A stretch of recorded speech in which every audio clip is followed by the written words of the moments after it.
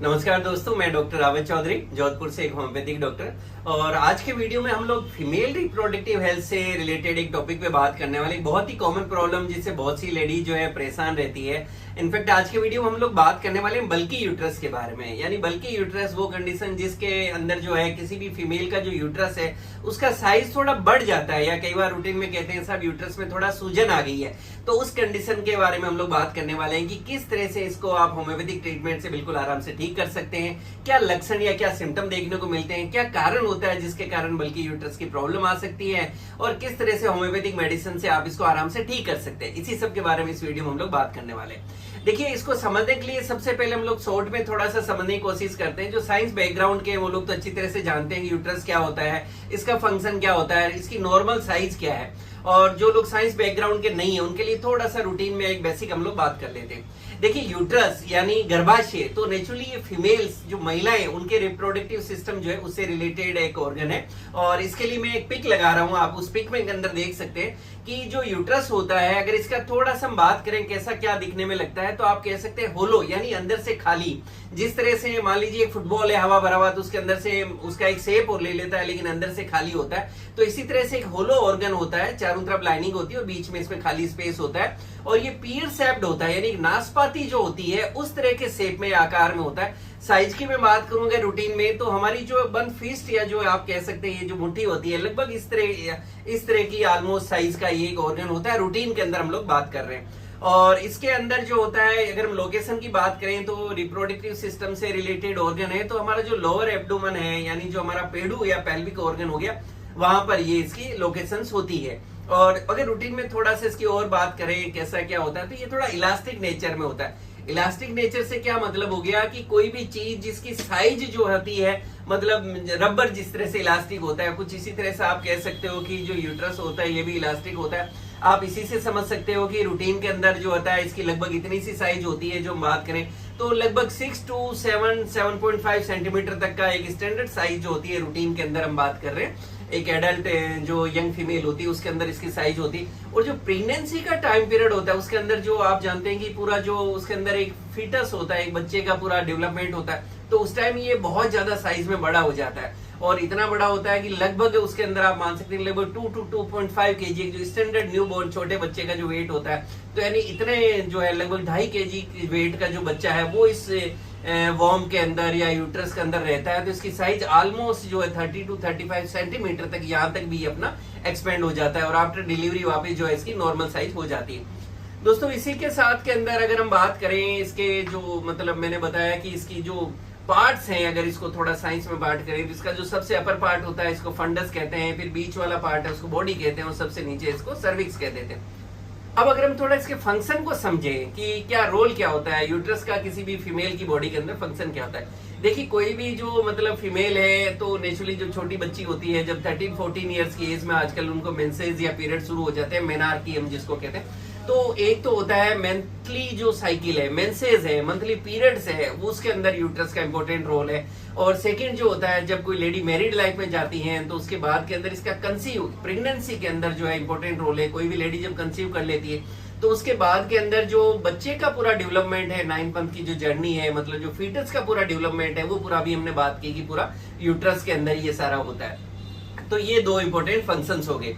और अब ये हमने साइज भी की, हमने बात की थी कि रूटीन के अंदर लगभग 6 to 7.5 cm के बीच में एक स्टैंडर्ड जो साइज होती है वो हम लोग बात कर रहे हैं। इसी कारण से अगर मान लीजिए इस यूट्रस की साइज जो है वो एबनॉर्मल हो जाए, अगर ये स्टैंडर्ड साइज से काफी ज्यादा बड़ा हो जाए, 9 cm 10 cm 11 12 या और भी कई बार बड़ा जो है, इस तरह से यूट्रस की साइज बड़ी होने लगती है, तो वो बल्की हो गया, एनलार्ज हो गया, फूल गया, उसमें सूजन आ गई, बड़ा हो गया। तो इस कंडीशन को हम लोग कहते हैं कि बल्की यूट्रस हो गया। देखिए, अगर यूट्रस बल्की हो गया है, जब नॉर्मल था उससे अगर थोड़ा सा एबनॉर्मल हो गया है, साइज में बड़ा हो गया, तो नेचुरली उससे रिलेटेड कुछ सिम्टम या लक्षण है वो भी आने लगेंगे, क्योंकि बॉडी अब नॉर्मल नहीं रहेगी, कुछ उसके बॉडी में चेंजेस आने लगेंगे। वही सिम्टम्स या लक्षण है जो कि बल्की यूट्रस में देखने को मिलेंगे। क्या सिम्टम्स देखने को मिलते हैं, हमने बात की कि यूट्रस का एक इंपॉर्टेंट फंक्शन है मंथली साइकिल लाना, मंथली साइकिल के अंदर इंपॉर्टेंट रोल है। तो इसका सिम्टम होगा कि आपको जो पीरियड्स है, मंथली जो साइकिल आती है, जो फ्लो है आपका जो मंथली रहता है फीमेल्स में, उसके अंदर डिस्टर्ब डिस्टर्बेंस देखने को मिलेंगे और यूजुअली देखने को मिलेगा कि हेवी पीरियड्स आ रहे हैं, कई बार उसमें क्लोटिंग्स वगैरह भी देखने को मिलती है। फिर जब इस तरह का होगा तो नेचुरली पीरियड्स के टाइम में काफी ज्यादा पेन होगा, मेंसेस के टाइम काफी दर्द होगा, आपका जो लोअर एब्डोमेन या जो पेडू वाला एरिया कहते हैं वहां काफी ज्यादा दर्द होता है, डिस्मेनोरिया भी हम इसको कह देते हैं। आपके जो वहां का लोअर पार्ट होगा पेट के अंदर, वहां हैवीनेस या भारीपन है वो भी आप महसूस करेंगे। मैरिड लाइफ के अंदर लेडीज को अगर ऐसा है तो उनको कंसीव करने में दिक्कत आती है और उसके कारण इनफर्टिलिटी या निसंतानता की भी दिक्कत आती है। उसी तरह से जो लेडीज हैं अगर किसी ने कंसीव कर भी लिया और उनके यूट्रस के अंदर इस तरह से बल्कि यूट्रस की प्रॉब्लम है तो उसके कारण जो है उनको अबॉर्शंस भी हो सकते हैं, यानी हो सकता है कि प्रेगनेंसी पूरी हुई नहीं और बीच के अंदर ही जो है अबॉर्शन हो जाए। और काफी केसेस के अंदर जो है जब ये यूट्रस का हमारा एरिया जो होता है इसके वहीं पे आप समझ सकते हैं, वहीं पे आगे हमारा यूरिनरी ब्लैडर होता है, पीछे हमारा जो है रेक्टम होता है, तो उसके कारण क्या होता है कि काफी लेडीज को यूरिन से रिलेटेड प्रॉब्लम्स आने लगती है, बार बार यूरिन लगना, और यूरिन करके आए तो लगा पूरा यूरिन नहीं लगा, और यूरिन करने बैठे तो भी ऐसे बार बार एक हेजिटेंसी, इमरजेंसी, इस तरह सा एक डिस्कम्फर्ट बना रहता है यूरिन से रिलेटेड।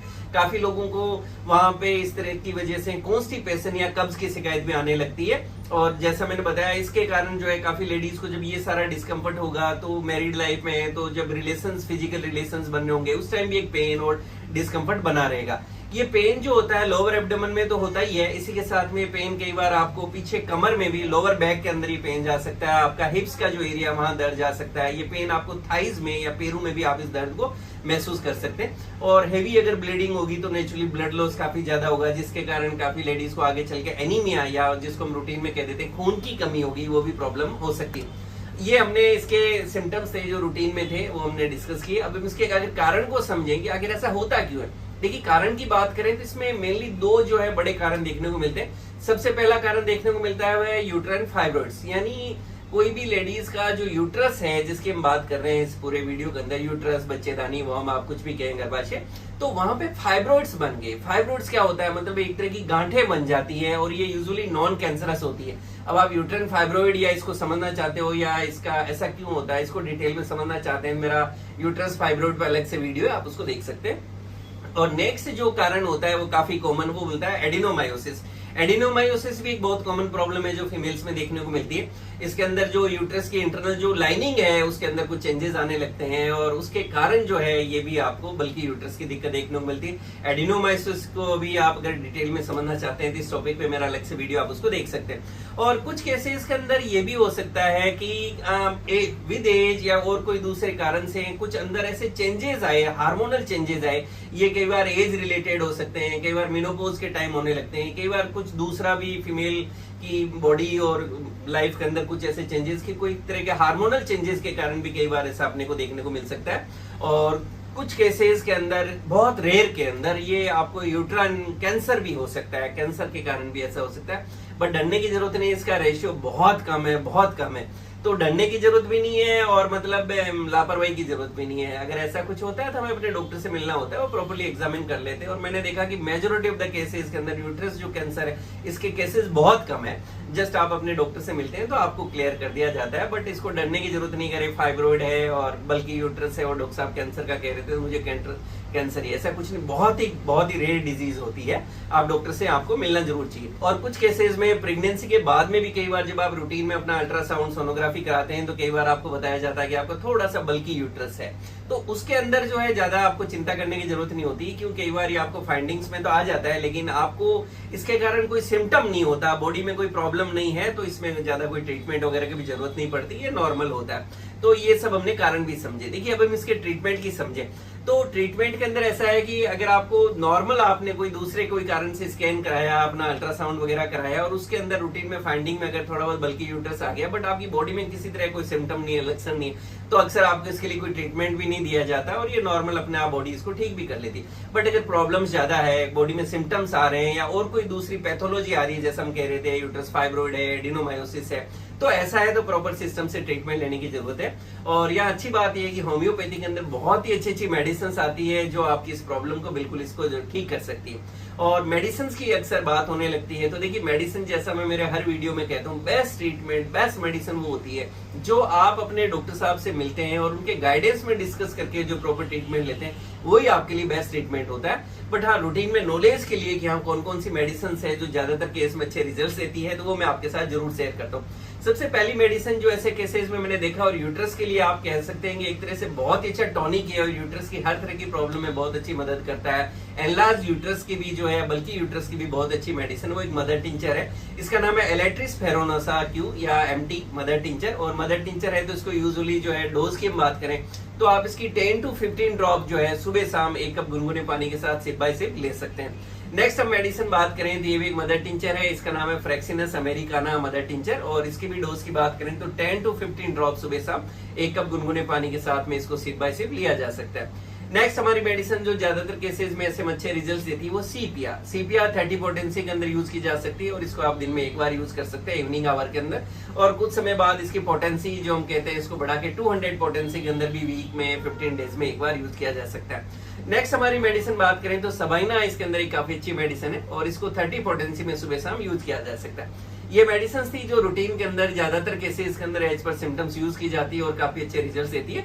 इसके अलावा भी बहुत सी मेडिसिन आती है जो पेशेंट टू पेशेंट वेरी करती है, उनकी क्या सिम्टम्स है, किस कारण से उनको जो है यूट्रस के अंदर या हम बोले कि बल्कि यूट्रस की प्रॉब्लम हुई है, उनको क्या सिम्टम्स आ रहे हैं, तो उसके अकॉर्डिंगली जो है आपके लिए दी जाती है। और ऐसी बहुत सी होम्योपैथी के अंदर हम जानते हैं कि बहुत सारी मेडिसिन होती है जो एक ही डिजीज के लिए दी जाती है, वो पर्सन टू पर्सन वेरी करती है।